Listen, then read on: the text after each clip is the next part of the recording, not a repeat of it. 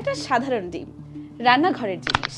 কিন্তু এই ডিমই কিভাবে রাজনীতিতে পরিণত হলো প্রতিবাদের অস্ত্র হিসাবে? রাজনীতিবিদ, বিতর্কিত ব্যক্তি বা আসামিদের দিকে ডিম নিক্ষেপ বাংলাদেশে নতুন করে দেখা গেলেও এই প্রতিবাদের ইতিহাস কিন্তু শত বছরের পুরনো। ডিম শুধু এখন খাবার নয়, এটি এক ধরনের প্রতীকী বার্তা। ডিম সস্তা, সহজলভ্য, কিন্তু ফাটলে যে দৃশ্য তৈরি হয় সেটি ভীষণ নাটকীয়।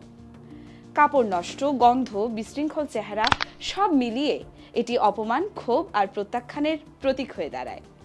এটি মারাত্মক কোনো অস্ত্র নয়, কিন্তু বার্তাটা কিন্তু মারাত্মকভাবে স্পষ্ট। ডিম ছোড়ার ইতিহাস মধ্যযুগ পর্যন্ত জানা যায়।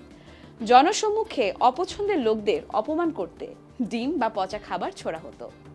1834 সালে আমেরিকায় দাসত্ব বিরোধী বক্তার ওপর ডিম ছোড়ার ঘটনা নথিভুক্ত আছে।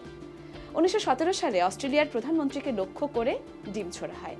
আর 2001 সালে ব্রিটিশ উপপ্রধানমন্ত্রীর দিকে ডিম ছোড়ার পর তার ঘুষি মারার দৃশ্য বিশ্বজুড়ে আলোচনায় আসে।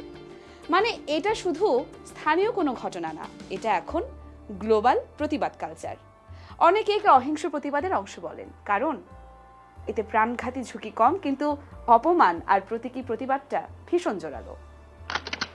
পুলিশের পক্ষে কড়া ব্যবস্থা নিলে সেটা উল্টো জনমনে হাস্যকর বা অতিরিক্ত বল প্রয়োগ মনে হতে পারে। অর্থাৎ ডিম এখানে একটা রাজনৈতিক নাটকীয়তা তৈরি করে। বাংলাদেশেও এখন ডিম প্রতিবাদের ভাষা হয়ে উঠেছে। ক্ষোভ দেখানো, অসম্মতি জানানো, রাজনৈতিক বার্তা ছড়ানো, সব কিছুর জন্য এটা এক দ্রুত ভাইরাল মাধ্যম। একটা ছোট্ট ডিম, কিন্তু এর বার্তা অনেক বড়। এটা শুধু খাবারই নয়, এটি প্রতিবাদের প্রতীক। রাজনীতির মঞ্চে ডিম মানে অসম্মতির প্রকাশ। ইয়োরমা শায়ের জাহান, দেশকাল নিউজ।